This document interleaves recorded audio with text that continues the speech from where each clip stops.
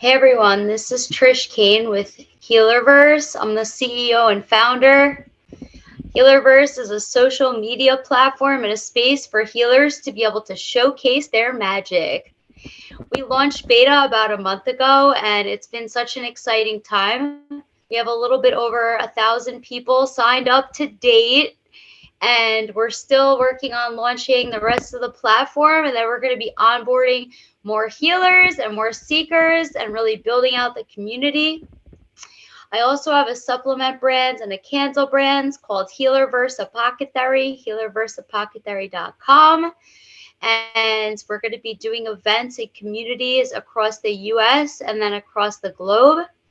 I'll be in Portland, Oregon in about 2.5 weeks' time, doing an event with Avalanche Crypto. Shout out to Avalanche. We have some Avalanches on here right now, and going to do some events out there. And yeah, it's such an exciting time because really, the spiritual and holistic communities and healers have been censored on other social media platforms. So I had this idea in 2020 to bring a new platform about so people could find healers and events and friends in their community. And when we travel, be able to find healers and friends and community wherever we go. So welcome to Healerverse. I want to introduce to everybody my best friend, Denene Guidetti. I don't mean to date ourselves, but we've been friends for 20 years. 20 years. And it's been this beautiful journey. The two of us, we were freshmen in college when we met. It was Denene's birthday.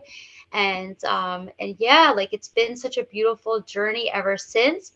She has, her company is called Natural Alchemy, and she does amazing things. And I would love for her to tell you more about it. Take it, baby.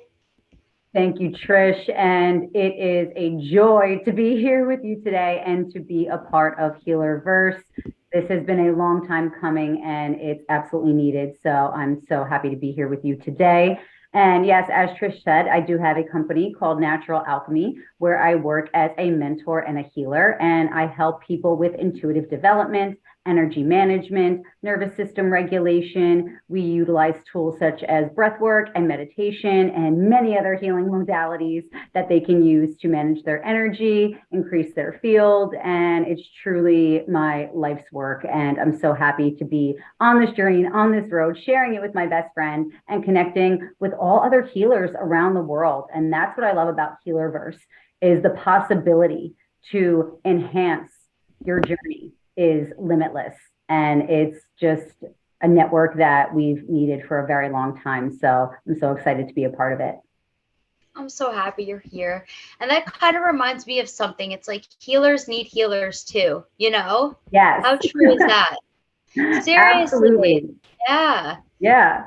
And that's what's so great about the platform. Whether you're looking for healing or you're a healer yourself, there's so many ways to connect and network and to come together. And it's also the beauty that it's all across the world. That's what this technology allows us to do. It allows us to connect with people all across the world. So it's truly groundbreaking. Anyways, we were talking about healers needing healers too. And that's one of the coolest things about healing, right? Like, we all are going through a lot of transformation and upgrades right now because of the moon cycles and the changing of the nodes. So that was one thing that I wanted to talk about. Maybe we could tap into that and we'll go into the 10-minute meditation. Yeah, absolutely. Amazing. So how are you feeling? So, I mean, I can start off. The energy shifts have been quite intense. And I was actually talking about this with the group that I lead. It's called The Circle. And we meet monthly, and we have a private platform that we connect on and a private Facebook group. And we're also going to be bringing The Circle onto Healerverse, which is very, very exciting. So I'm so happy to be having that on there. But we were talking about all the shifts that we have gone through. And, and Michael can definitely help us speak into the shifting of the nodes. But so we were moving from the Taurus Scorpio axis to the Aries Libra axis. And what I was sharing with The Circle is that we had gone through such an intense period of releasing and purging, really diving into the depths. And we made so much room within our field, within our being, right? And now I feel a catalyzing energy that is really starting to pull through. And it feels like we have reached a point where it's ushering in a stability that we haven't experienced before, but it's different because it's stable yet fluid. And I think that is really speaking to our multidimensionality. And we're going to be experiencing that in a whole new way. I'm Michael. Hi. Hi, everyone, and I've been in spirituality, particularly more astrology, for the past coming up to 3 years now. I, like a lot of people, getting into kind of the online astrology, tarot card reading, spirituality sphere. It came out on the end of a very messy breakup, where I was very confused about sort of what had occurred. And, you know, like, I've gone through a lot of healing. I've gone through a lot of healing since then. Tarot card reading, astrology has been part of that, part of getting back in touch with myself, part of trying to discover what my life path is, what I really want to do in life, because, you know, not unlike a lot of people, I've kind of taken advice from family and friends around me all my life. It's just kind of like, I always wondered why the average advice was just to kind of meander through life, not really, you know, grasping for anything great. And I did always question it, but I always seemed to, or I always felt like I was shot down, you know, like, just like, well, Pete, just get on with it. Having a job you love is really rare. Having this, but, you know, things really can be better when you really go for it, when you change your energy. And that was shown to me, that was proven. And I started to kind of realize that almost your, like, psychological projection almost is like a form of magic. Like, when ancient peoples were talking about what is magic, that words have power, that kind of certain thought structures can give someone more power, like, they were right. And I really feel like the New Age spiritual movement is kind of trying to give a modern context to those ancient ideas. I went off on a bit of a tangent there, but yeah, I do meditation, tarot card reading, and some other things too. So yeah, that's me. That's me. Thank you for hopping in. I'm like New York, and I'm like, if people aren't 10 minutes early, my dad's on here actually. Hey, If you're not Dad. 10 minutes early, you're late, right, Dad? What was that? If you're not 10 minutes early, you're late. I still have that in me. It's your fault. He's laughing because he knows. You know, Right. I think it rubbed off on me too through college. So So, thank you. am I allowed to share or weigh in here also? Go ahead. All right, that's cool. So let's see. You know, and energy, positive energy. Yeah, I'm into all that for sure. So you know, I'm very proud of what it is that you're putting together here, a platform. And I think I'll share some of what my father used to say, your grandfather. When I was growing up as a kid, he'd say, you know, you're as lazy as they come, work, work, work, do this, do that. And then, you know, and here I am with the Wall Street background, all this finance, on the treadmill, doing all that. And then, you know, a few years ago, I sort of got off the treadmill and started to reevaluate things and look back. And then back to my dad. So he was dying, you know, quite a few years ago. And he'd say, come into my room. I want to hear about your deals. What's going on with that? He goes, you know what? You work too hard. Smell the roses, buddy. I'm like, wait a minute. Which is it? Am I lazy, or am I working so hard and all that? So here I'm taking a little bit of time out. I'm really happy to be included in whatever you're doing, Trish. And, you know, thank God you're It looks like you're building something very positive for people, and just totally supportive, totally there. So my 2 cents there. Hopefully that could be useful at all. Yeah, that's the whole purpose of this, is like, like for people to be able to be there for one another and help each other to heal, right? Because as a collective, we've all been through a lot of things, and especially like the last couple of years with everybody being locked down, it really did have a lot of people evaluate like what's truly important in life and what do I want to do going forward compared to what I have been doing. And I mean, I've been on a spiritual journey now for about 10 years. Which is very different from like like how I was raised, I guess you could say, which is fun. It's also like similar too, right?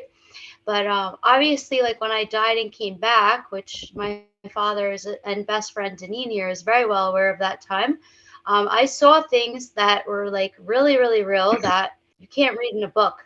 It's not in a book. So yeah, and like a lot of us can just get there through meditation or healing ourselves and getting rid of limiting beliefs that like we were taught. Because it's like, truly, what do we think? What do we feel? What do we believe compared to what everybody's telling us to believe or think or feel? That's what's so powerful about Healerverse and millions of different healers and modalities. And I would love to do a meditation. And then, Michael, can you do a card reading for us? Cool. Cool. Like just like a collective one. What should we do first? The collective card reading or the meditation? I got the cards over there. I can grab them now. Yeah, whatever. Okay. Cool. And while he's doing that, just to speak into the power of this platform, not only are we having access to healing modalities and tools, but really the dialogue around healing and where we are at. And it's accessing people of all ages, whether it's our parents, people who are our age, people who are younger. We're creating a conscious dialogue around what we are experiencing personally and collectively. And that's truly powerful at this time. Very well said. I love that. I'm so excited. Like, it's just the beginning, Oh yeah, you're just getting started. Yeah. Look at Michael getting ready. This is so good. Love it. Are you stretching or crying? And we have fun. We do have fun. I'm excited for this collective read, especially because this is such a powerful and pivotal time with the energy shifts that are taking place. So it'll be interesting to see what comes out. Yeah. I know a lot's been cropping up for me, just like, emotionally, I guess. Yeah. So bottom of the deck, we have the 10 of Cups. Wow. So that's like Abundance. a coming together of emotional kind of fulfillment. So I think everyone here believes in the platform. So this is a culmination of everyone's sort of psychic energy relating to emotional fulfillment is a primary driving force. And then when I cut the deck to clarify, you have the 10 of Pentacles. So it's like emotional fulfillment, but also material fulfillment in the form of a physical kind of material platform for business. So they come together. And now we'll draw from the top of the deck. We have the 4 of Cups.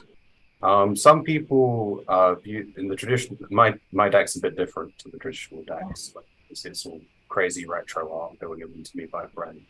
I don't know what the deck's called. I can't find it for sale online. So it might be quite unique. Haven't checked what it's worth.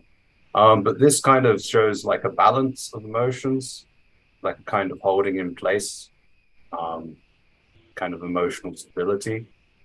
And then the past, healing. So we have the star.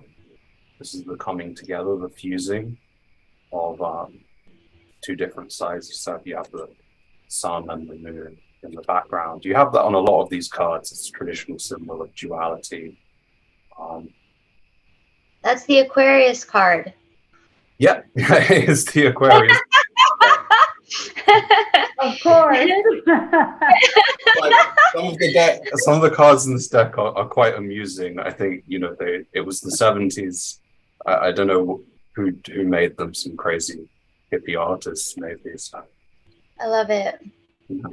I'm feeling celebration vibes from this whole reading so far. And center, heart of the matter, we have the Five of Pentacles now. Again, very different to the traditional deck. This is kind of, I see this as like people from different countries, and they're all kind of collaborating together.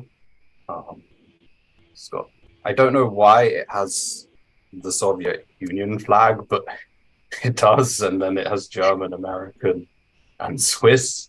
And the people in the center look like they're possibly from India. So, but this I think is international collaboration. Is the context we'll read it in. Love that. Now in the future we have the Page of Wands, studying. It's kind of the light of knowledge at the bottom. Flame of knowledge, and all the books. He's got like 3 faces, so he's like looking around in all directions, studying. This is studying with a passion for studying, for gathering information, for getting where you need to be knowledge-wise to enact out plans or goals or dreams. Then far future, we have justice.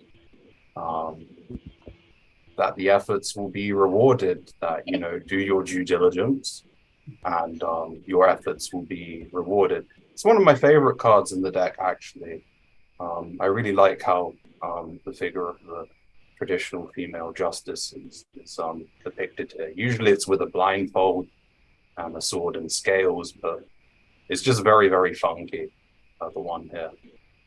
Very Art Deco, like, so yeah.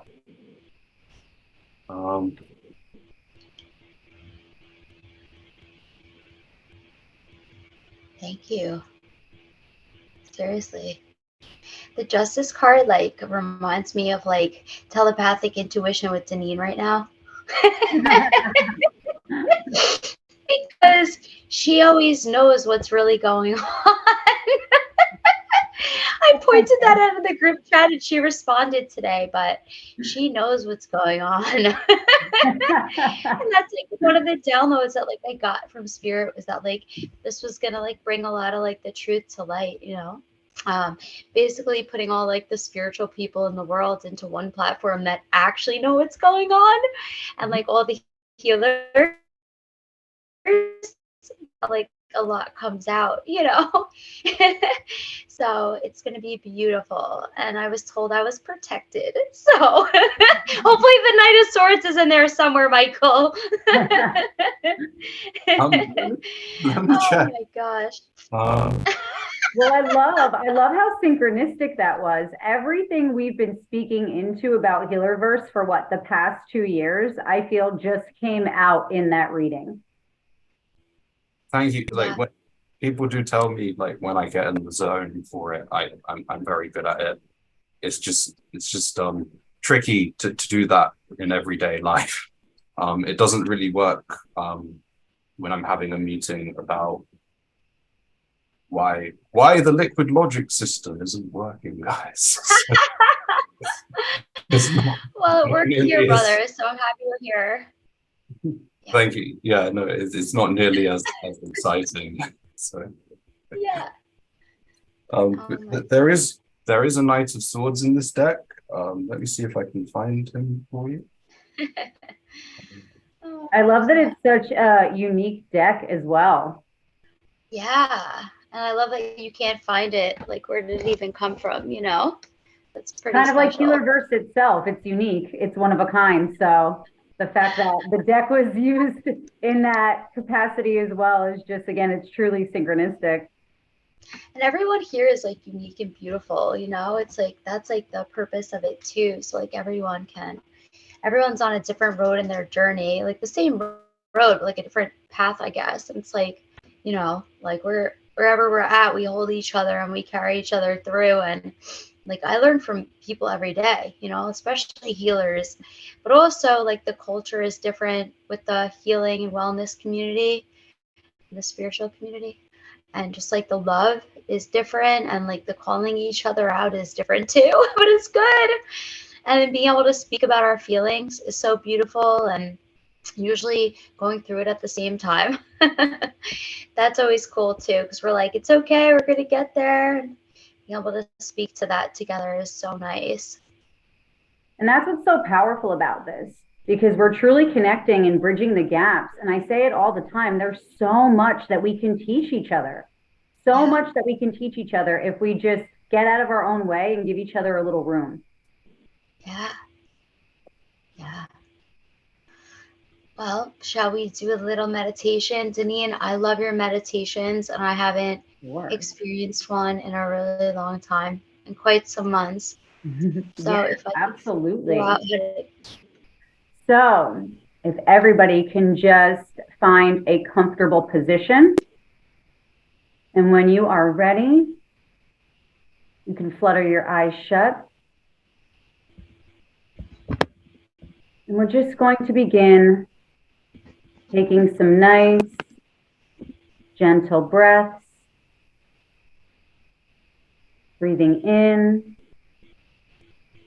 and out.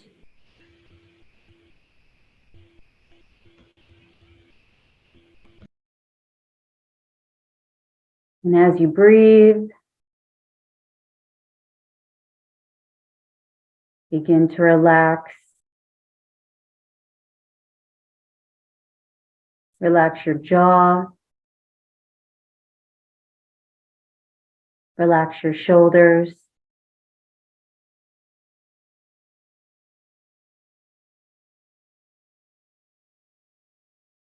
And let any stress from the day just melt away.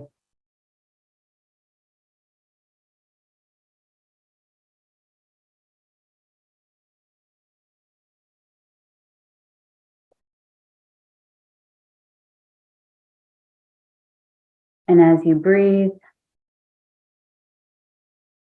with each breath, sink deeper and deeper into your body.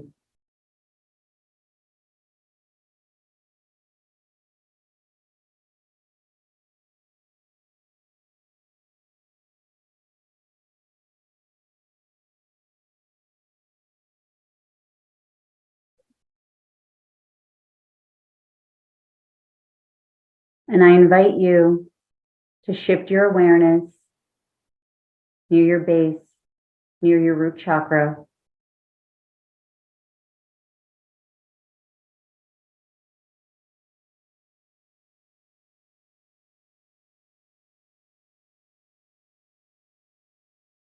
And from this space, I invite you to picture roots growing down,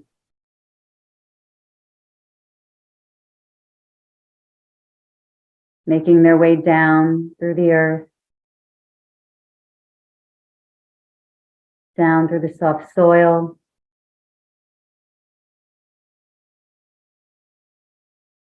down through the many layers of rock,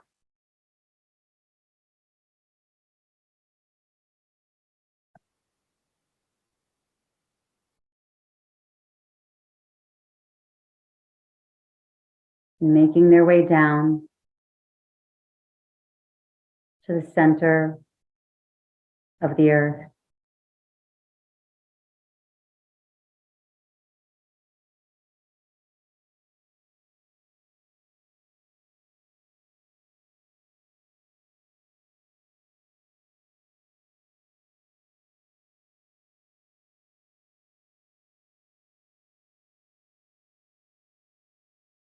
Allow yourself to bathe in this connection, knowing you are centered here and you are grounded here.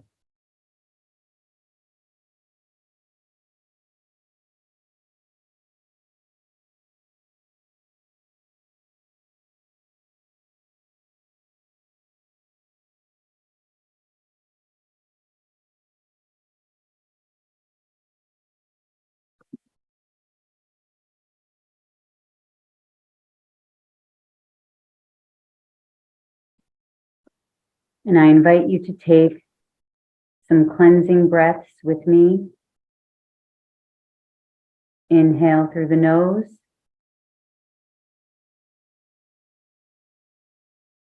And exhale through the mouth.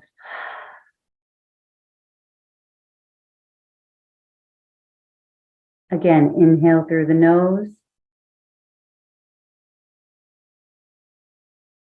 And exhale through the mouth.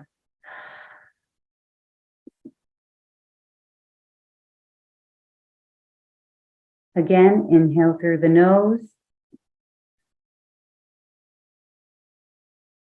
And exhale through the mouth.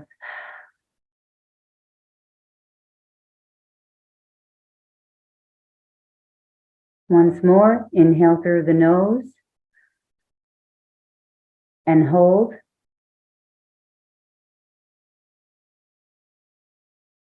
And exhale through the mouth.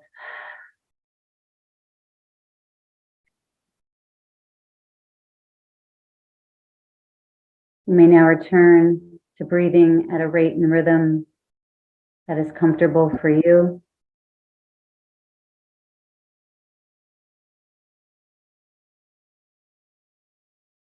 Feel the calm and relaxation radiating through your entire being.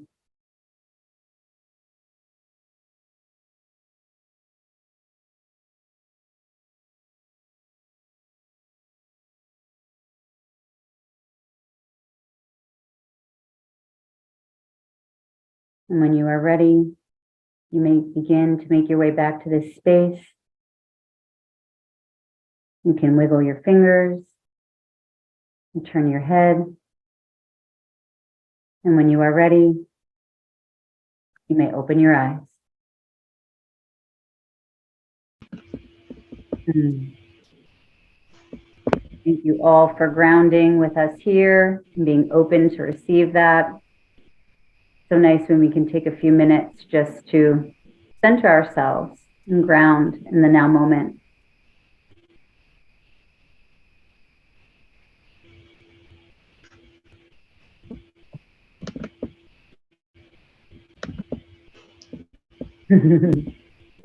I love that. The smile on your face, Trish, says it all.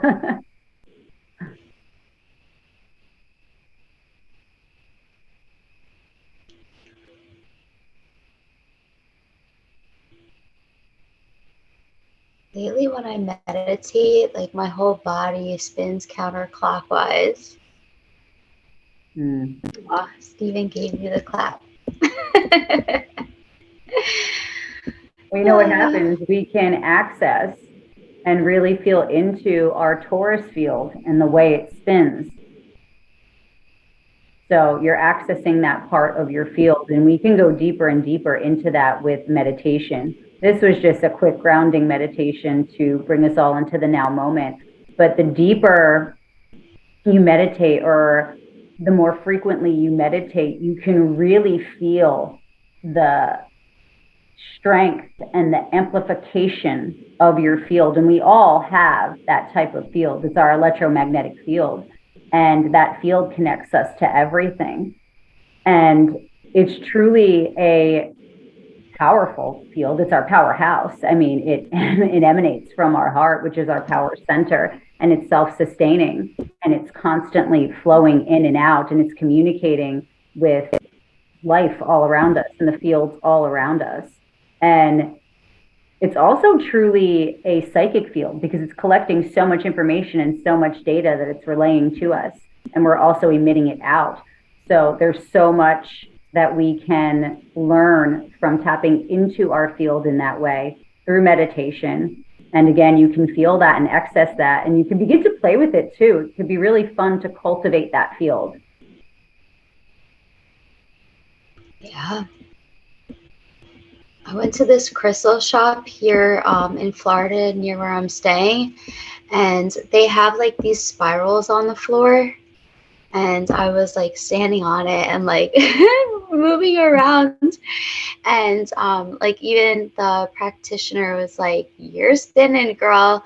And then I went to another meditation, not last week, but the week before, at another crystal like herbal shop nearby, and the same thing happened. I was doing like a sitting meditation, and she had the AC blasting because it was an hour and a half meditation, and she didn't want anyone to fall asleep.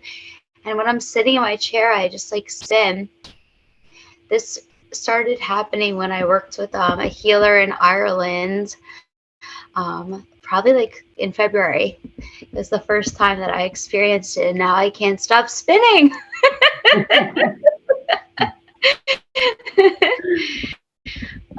But it like feels good. It feels like I'm connected, but it also feels like I'm releasing at the same time, if that makes sense. It does. And if you think about it, that's exactly what your field is doing, because it's self-sustaining. So it's flowing in and it's flowing out, flowing in and it's flowing out. And I've even gotten to a point when I've been meditating where you can truly feel the field around you, and you know, doors are shut, windows are closed, and I will truly feel like there is wind blowing or swirling around me, and it's the power of your field that you are tapping into, that you are feeling. And we can truly access that the more we are diving into ourselves and our field that way. I always say, when the deeper you go within, the more you're able to experience it externally. So that internal cultivation leads to the external manifestation. So true. And it's an ever evolving process of working on ourselves, you know, and staying stagnant. And like, I know we all have our stuff that we need to work on. For me, it's been taking time to myself, you know. And I think that's why I got rocked on this new moon, because on the last one I made like an objection to myself. I was like, an objection / objective. You know what I mean? The objective was time to myself. The objection was get out of behind the computer. Like, even if you have 95 text messages, don't even answer half of them. It's okay, you know? And I did really well for 2 weeks. And then like the second 2 weeks, I was not, I was like back to my old self. And I think that's why I got rocketed 2 days ago. Like, hello, you made this promise to yourself that you were going to take time to yourself. And, you know, so, Yeah. oh my gosh. I think also too, I think it's important, right? Feeling into what you need in the now moment, and releasing any expectation or attachment of what it's going to look like.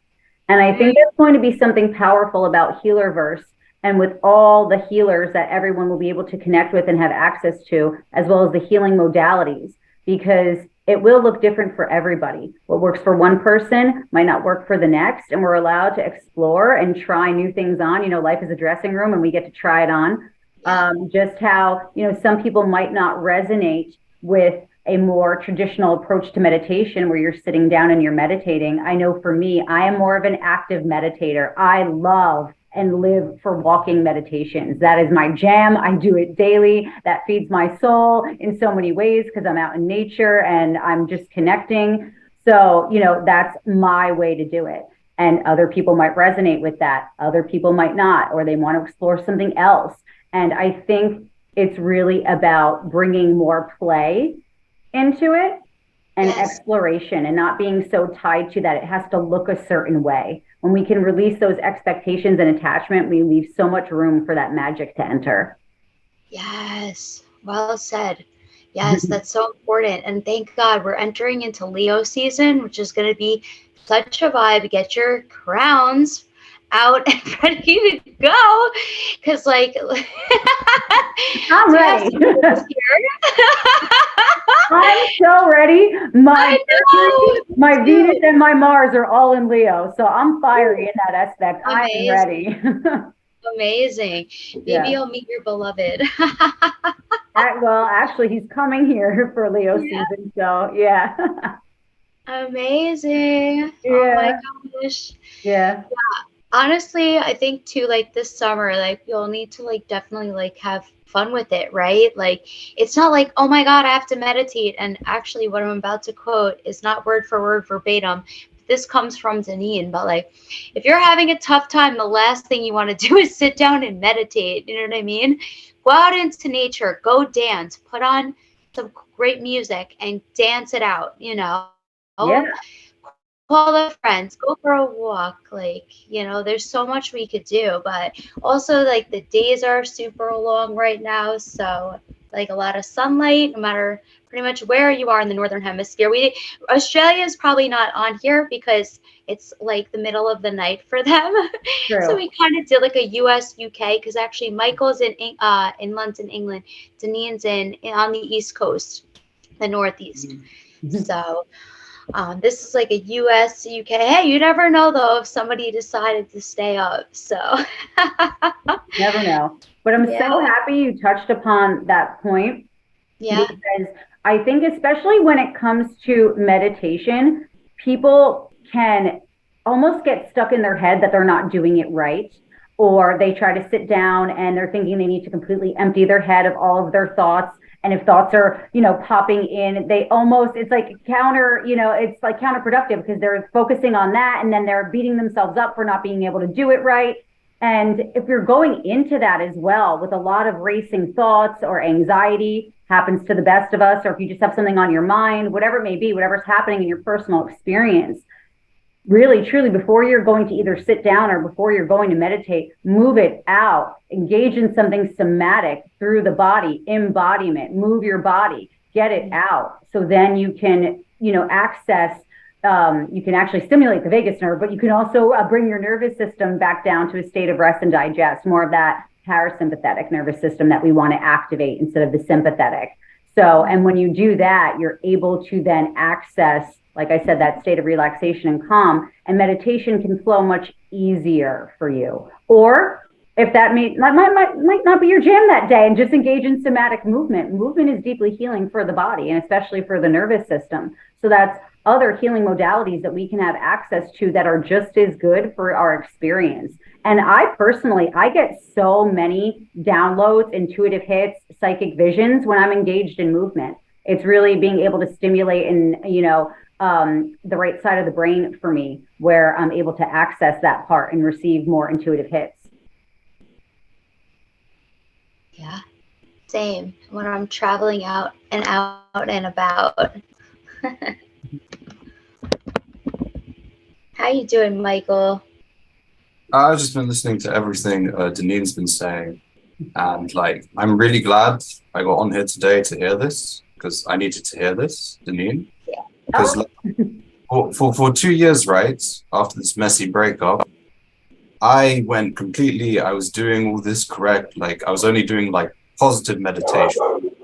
Got out, I moved, I did things I wanted to do in the moment.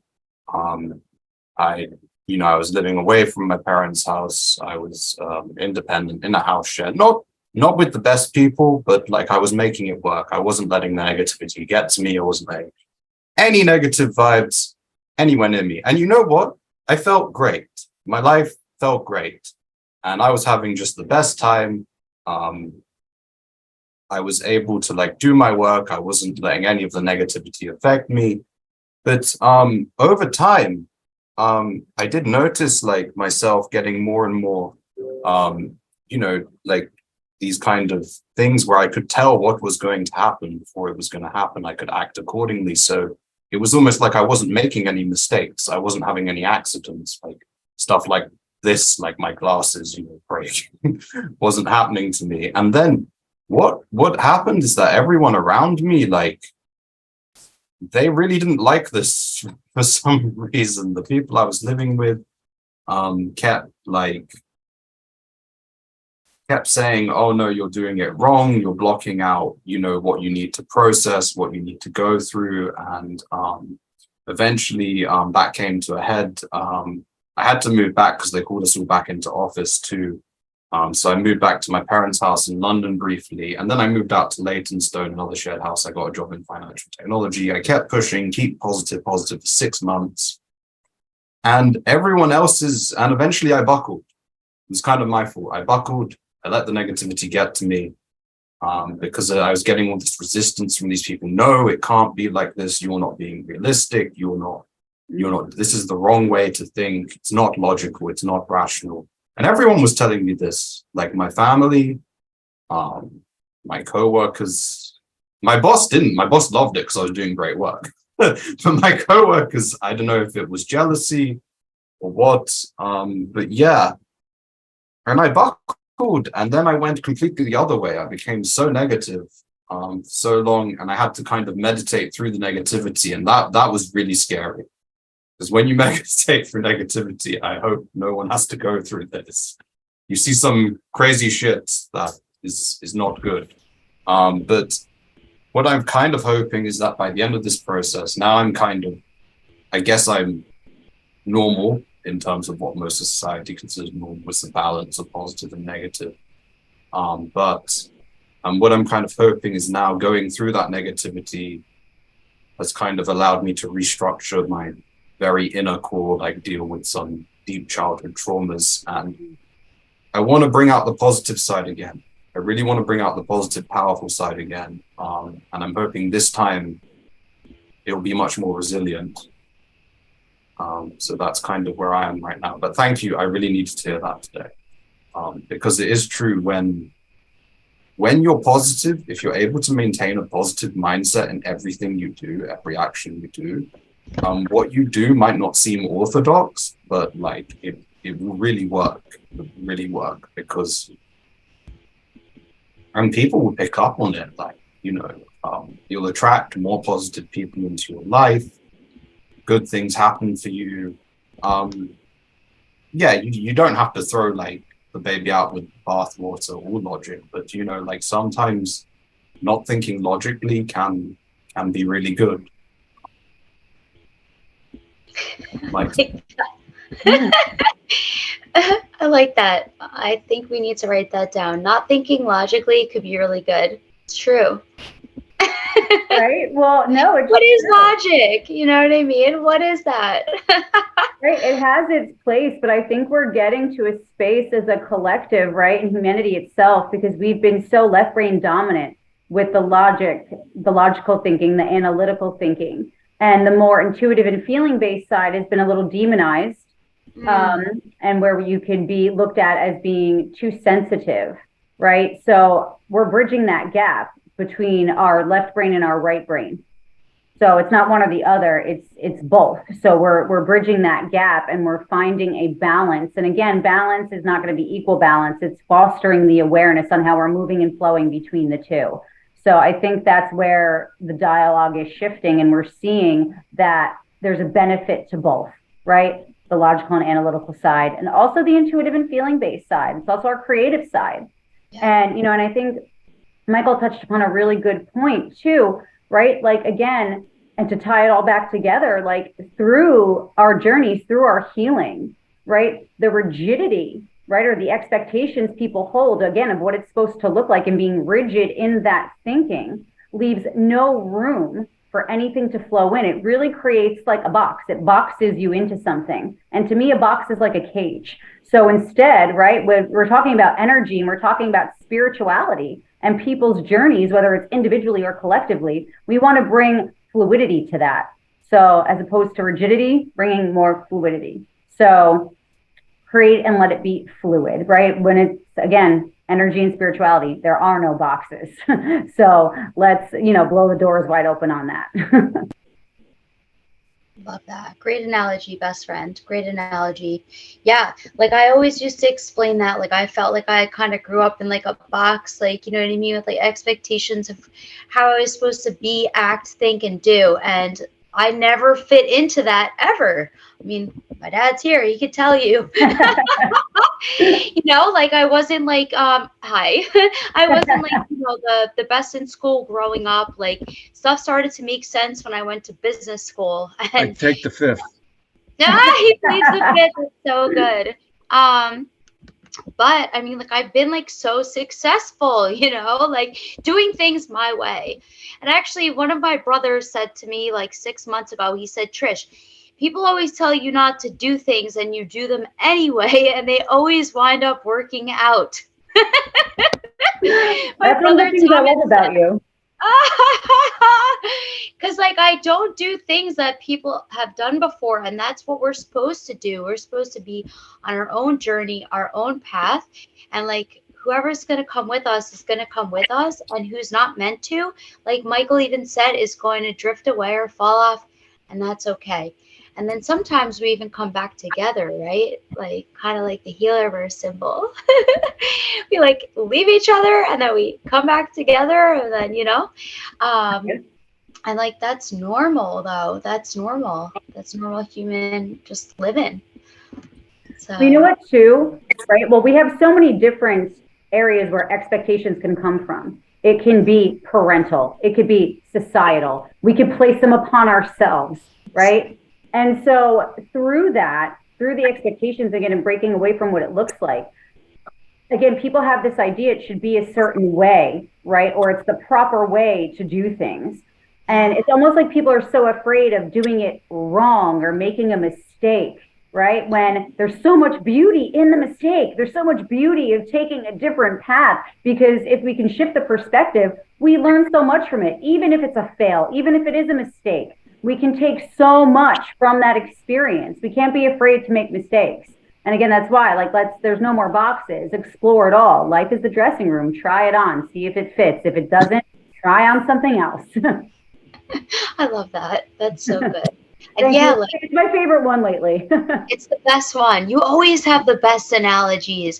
Thank You guys, you. I need to like for a record good more. analogy. I love a good analogy because it She's- drives it home, you know? So Denene and I in 2000 and maybe 10 or 11, what I don't even know, but anyways, we went down to winter music conference in Miami, and then she Yeah. started to get her master's degree for her MSc in speech pathology. Is that right? Yeah, you're right. Yeah, my Yeah. astrology. Yeah, there So- you go. I went with her to orientation. Good. Good. Oh my gosh, I don't know where I was going with that. Oh, We danced for a few days and then went to orientation. We did. Yeah, I know where I was going with that. Denene is such a teacher, you know what I mean? And the way that like she's helped kids over the years, you know what I mean? There's millions of different ways to heal people. Like sometimes it's as simple as just holding the door for somebody, you know, not expecting anything in return. Like some people don't say thank you. We're not holding the door for the thank you. We're holding the door because we're considerate of other people, you know? There's like anyways, I just went on a tangent, but there's like just different ways to like be a teacher and a healer. Like really healers are teachers and helping people to find the healer within themselves. Like the point of healers is not to create followers, it's to create more healers. We can heal ourselves through various different spiritual and holistic modalities, and what works today might not work tomorrow, and what works for me may not work for you. So it's You know like what's so cool? When we can get out of our own way, we can actually be the greatest teacher in our own life. yeah. That's been coming up a lot for me lately, and it's 222. Is Carrie here? Carrie and I Oh, I love text it. each other angel numbers all day long, guys.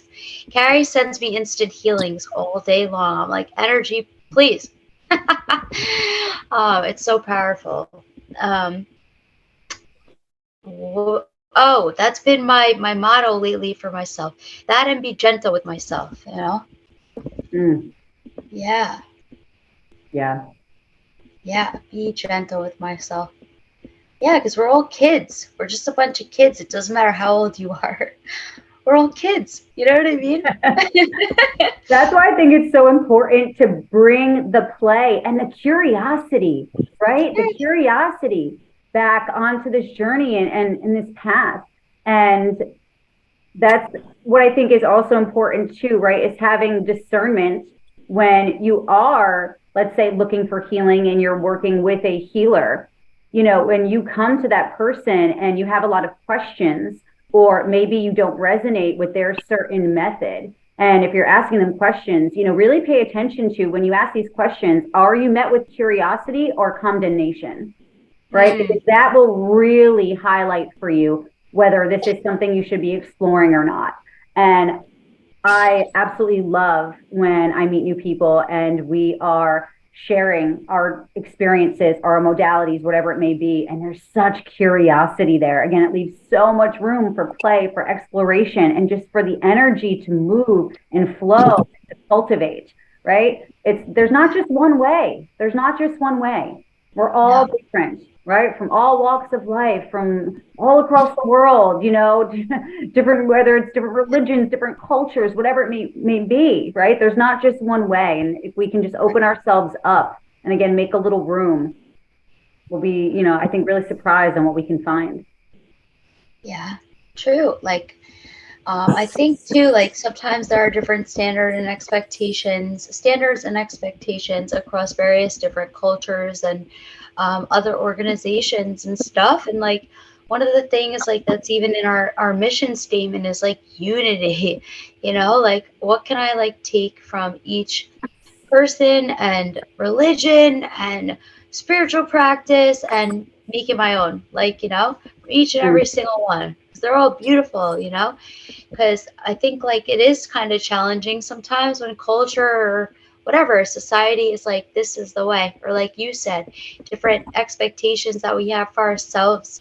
And like, you know, like suicide rates, the amount of people that use drugs and drinking, it's because they're honestly struggling, you know, like, and if we can like minimize that, that would be. Sorry, let me turn this off. I apologize. Ryan, No worries. I believe. Yeah. Sorry about that. Hi, Helen. Anyways, we have about 5 more minutes left. Michael, is there anything else you wanted to talk about today? Not unless you guys have more questions about tarot card reading, meditation, or general esoteric history. I'm pretty interested in that. So I could tell you a bit about the history of esoteric. Yes. Western. Yes, please. Yes, that would be great. Okay. Yes. Okay. Yes. Awesome. Yes. Awesome. Okay. Cool. Thank you. This might help if I could share my screen. Sure. Oh yeah, I can. The thing is that I don't know if that works on Twitter, and we're live on Twitter right now as well. Okay. So maybe if you can also just explain what you're sharing, if that makes sense. Yeah. Yeah, sure. It was mainly going to be some historical maps. So as most people might be aware, a lot of esoteric practices, or as it's called in the East, Tantra, originated in India. India had a really powerful ancient civilization. They were very advanced in mathematics, astronomy. They had their own native method of astrology too, involving 21 stars, or nakashatas. I believe that's how it's written. Now, this is kind of significant because I'll use astrology as an example. The zodiac signs developed in Mesopotamia, you know, around the area Sumeria, where the famous city in the Bible, Babylon, is located too, and of course Judea, the Promised Land, and all these events in the Bible kind of take around this region. The zodiac signs were invented there. The house system was actually invented in ancient Egypt, and these two systems combined when the first Persian Empire was conquered and formed by Cyrus the Great. And there was a cultural exchange between Mesopotamia and Egypt. And that's where the modern kind of astrology started to take form. And then, just distracted because my father's come home from work. And then we've got Alexander the Great happened. So Alexander the Great, most people have probably heard of him.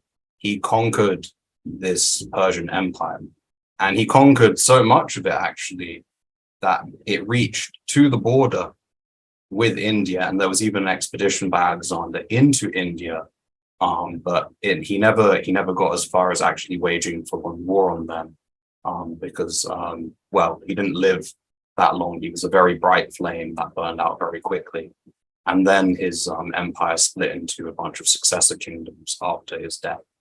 Now, what happened though is that the people who lived on the border between Alexander's empire, which had a huge spread of Greek culture throughout what was once Persia, due to Alexander's conquests, they literally would trade culture, they trade ideas with the people on the border of India, and slowly over time, an influx of ideas switched between these two places. And so what you have is now, that's why the Indians in their astrological system, they use the same zodiac signs we do, although they do it with a different calculation, and they combine it with the native system of 21 stars that was already there. Likewise, Indian ideas started to make their way into the Hellenistic world. So what you got was, for example, Petrika, which was a kingdom, a Hellenistic Greek culture kingdom that would be around the eastern part of modern day Turkey. They were actually a Buddhist kingdom for quite some time. They had a Buddhist king, believe it or not. And there was a thing called Greco-Buddhism. And Greeks are actually attributed, the Greek culture kind of people who lived here are actually attributed with doing the first kind of depictions of Buddha as a person rather than kind of patterns or abstract things. They're attributed with the first kind of images of Buddha in a kind of more Grecian style. You can look it up on Wikipedia. There's this lovely statue of Buddha in kind of a Greek sort of style. And also, this led to Neoplatonism. So the ideas of Plato, where everything's in an ideal world and the physical world is just kind of a material kind of shadow of the ideal world, of forms, they started to get a more mystical kind of influence from these ideas coming in from India. So this led to Neoplatonists speculating that God was the most ideal, supreme form of the good, and everything that's good emanates from this ideal world of forms. Made its way into Egypt. It combined with some stuff in Egypt.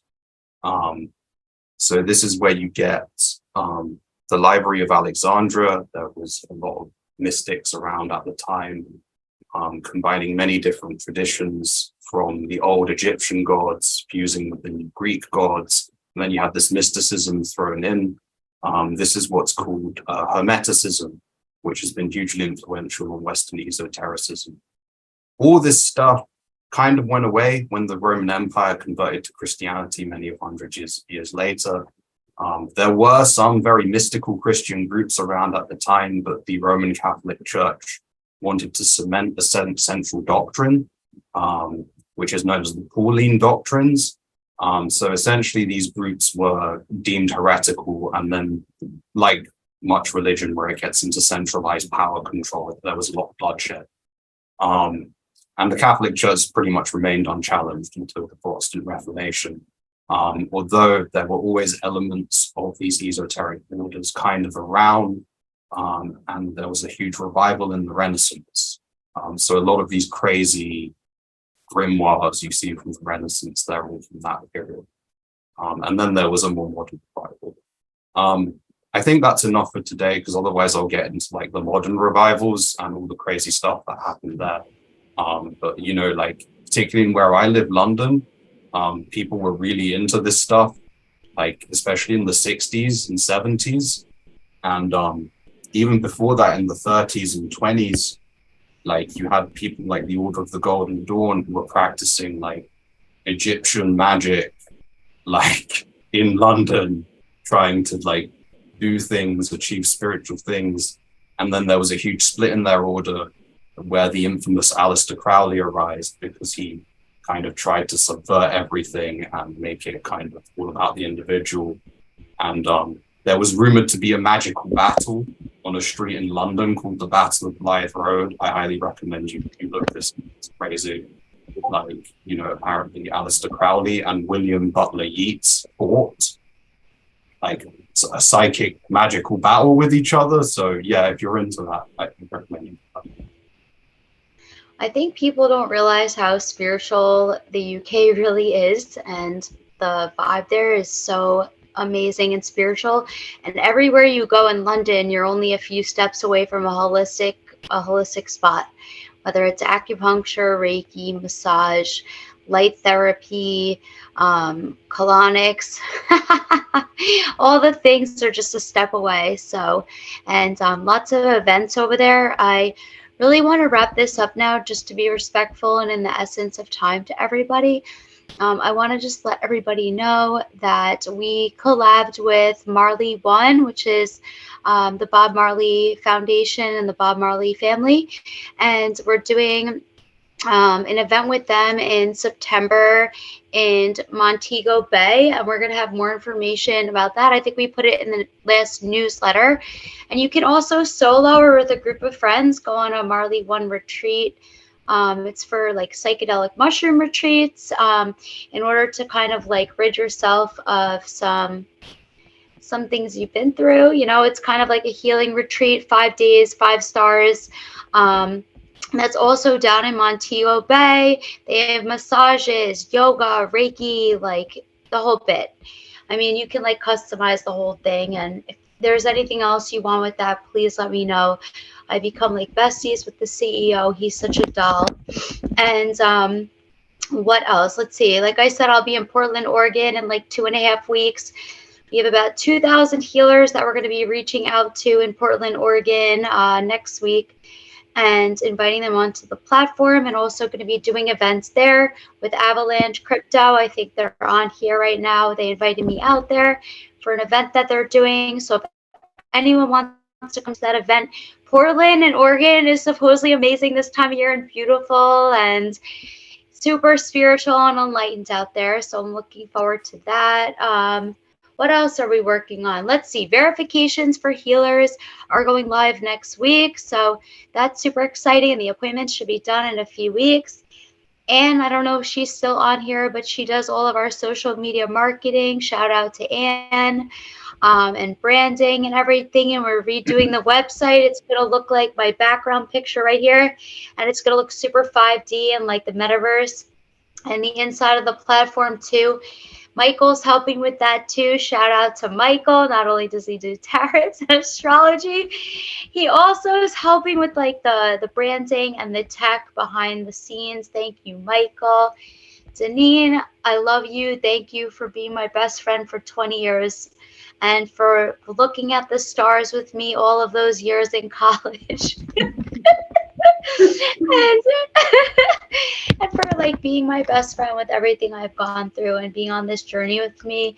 And thank you for being such a damn good healer, like seriously, to me and to so many good people. You all are like truly a light in this world, but this one is special to my heart, and has helped me up through a lot, as you can imagine. So, and my dad, thank you for being here. Martin from Immersa, that's going to be the metaverse that Healerverse is teaming up with. Immersa, Akashicverse, after the Akashic Records. If you know, you know why Healerverse is teaming up with them. I want to give a shout out to Steven. Steven and I know each other for a long time. I'm so happy that he's here. Dad, thank you for being there since the beginning. You're welcome. Helen. Everybody bring 20 more people apiece next time. Okay. Let's do this. To Greece. What about Greece? I thought you said to Greece. No, I said, please, everybody bring 20 friends. Yeah, exactly. And we're also still live on Twitter, LinkedIn, Facebook, and Facebook right now. So, okay. Helen, I love you, sister. That's another UK friend. And Heidi, you've been my rock this whole time through Healerverse. Heidi's like my operations manager, my assistant, and she's built Healerverse with me from the ground up. All the operations, like shout out to Heidi. It's almost 3 o'clock in the morning, or it's past 3 o'clock in the morning. She's still here. So thank you, everyone. I'm going to stop the recording. Thank you. Love you, dear. Okay.